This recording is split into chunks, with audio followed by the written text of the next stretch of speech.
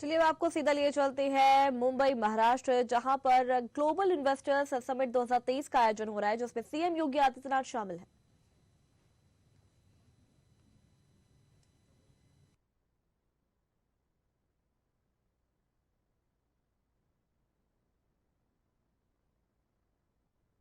कर रहा है और हमारी पूरी टीम को आगे बढ़ने की भी कर रहा है।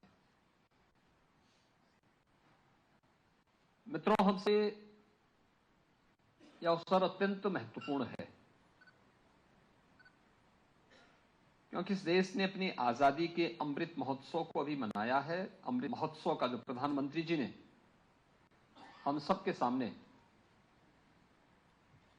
जो पंच प्रण की बात की है,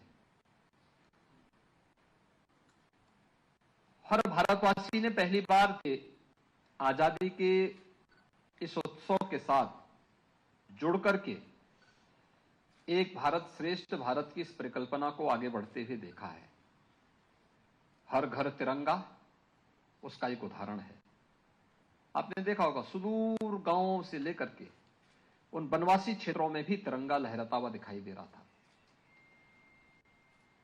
ये इस नए भारत की वह तस्वीर है जो हर भारतवासी को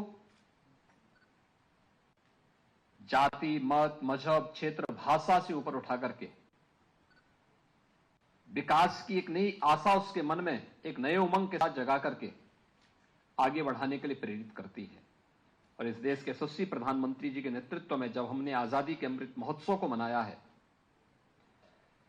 यह आनंद हमारे लिए और भी कई गुना बढ़ा है। जब जिस ब्रिटेन ने 200 वर्षों तक भारत में शासन किया था, उस ब्रिटेन को पछाड़ करके भारत दुनिया की 5वीं बड़ी अर्थव्यवस्था बनता है, तो हर भारतवासी के लिए यह गौरव की बात होती है। और मित्रों, आजादी के अमृत महोत्सव वर्ष में भारत को प्रधानमंत्री मोदी जी के यशस्वी नेतृत्व में G20 की लीडरशिप भी मिली है। भारत G20 के दुनिया के उन 20 प्रतिष्ठित देशों का नेतृत्व कर रहा है जहां पर दुनिया की 60% आबादी निवास कर रही है। दुनिया के 75% ट्रेड पर जिनका अधिकार है, दुनिया के 85% जीडीपी पर जिन देशों का अधिकार है, और दुनिया के 90% पेटेंट पर भी जिन देशों का अधिकार है, उन देशों को आजादी के अमृत महोत्सव वर्ष में भारत को नेतृत्व करने का अवसर प्राप्त हो रहा है। यह हर भारतवासी के लिए गौरव की बात होनी चाहिए। और इसलिए इस नए भारत के निर्माण में प्रधानमंत्री मोदी जी के इस प्रवर्तमान अभियान में हम सब की क्या भूमिका हो सकती है, उसी भूमिका को आप सबके सामने रखने के लिए उत्तर प्रदेश की ओर से हमारी टीम आई है। और मुझे प्रसन्नता, इतनी भारी संख्या में आप सब मुंबई के इस रोड शो में यहां पर एकत्र हुए हैं।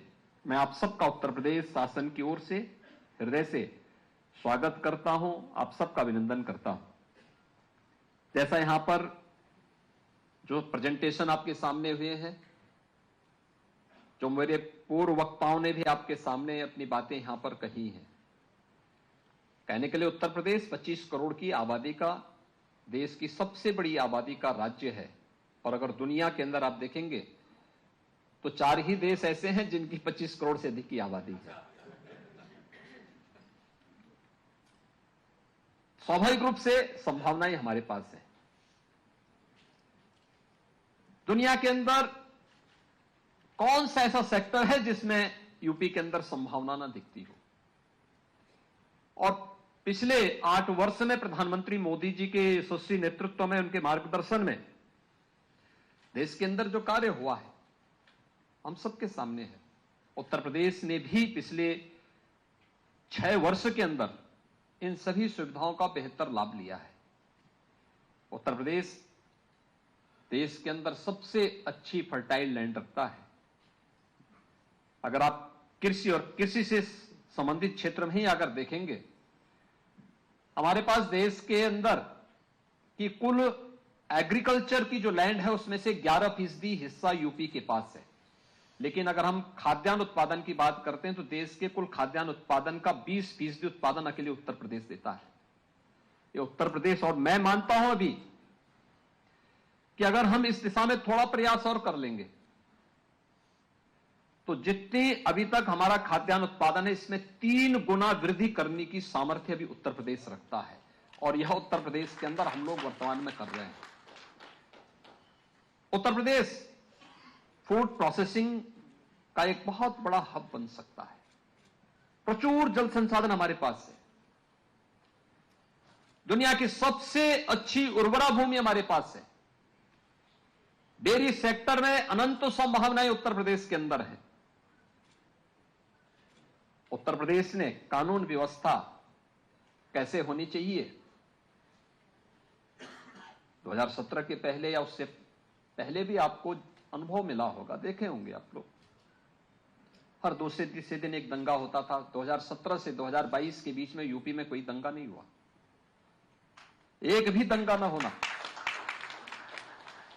कहीं भी कोई सुरक्षा में सेंध लगाने की बात तो बहुत दूर है, कोई उधर सोच भी नहीं सकता है। आज ये स्थिति उत्तर प्रदेश के अंदर है। हर व्यक्ति वहां पर पूरी निश्चिंतता के साथ निवेश कर सकता। बेहतर कानून व्यवस्था की स्थिति, लैंड बैंक, लोगों को प्रयास करना होता है। हमारे यहां एंटी भूमाफिया टास्क फोर्स है, उसने भूमाफियाओं से 64,000 हेक्टेयर लैंड उनके कब्जे से मुक्त करा करके अपने कब्जे में ली, और इसमें हम लोगों ने तेजी के साथ निवेश के कार्यक्रम को आगे बढ़ाना प्रारंभ किया। उत्तर प्रदेश ने आज एक बेहतरीन लैंड बैंक आज हमारे पास उत्तर प्रदेश के अंदर है, और सभी और है। एशिया का जो सबसे बड़ा एयरपोर्ट जेवर में बन रहा है, आपने उसकी कहानी को देखा होगा। जब हम लोगों ने, मैंने 2017 में इसकी घोषणा की थी कि हम लोग जेवर में एक इंटरनेशनल एयरपोर्ट बनाएंगे, लोग मुझसे कहते थे सब क्या कर रहे हैं। तो मैंने कहा भी एयरपोर्ट बनना चाहिए यहां पे। लोगों ने कहा कि नहीं नहीं, आपको मालूम है भट्टा पारसोल यही तो हुआ था गोलीकांड। तो मैंने कहा क्यों हुआ था, कहा कंपनसेशन को लेकर के। तो मैंने कहा हमारे रहने पर कंपनसेशन का कोई प्रॉब्लम नहीं होगा। और आप आश्चर्य करेंगे कि हमने अब तक वहां पर ज्यूरिक इंटरनेशनल एजी के माध्यम से उस इंटरनेशनल एयरपोर्ट के निर्माण की कार्रवाई को आगे बढ़ाया है। फर्स्ट फेज, सेकंड फेज के बाद थर्ड और फोर्थ फेज की लैंड भी हम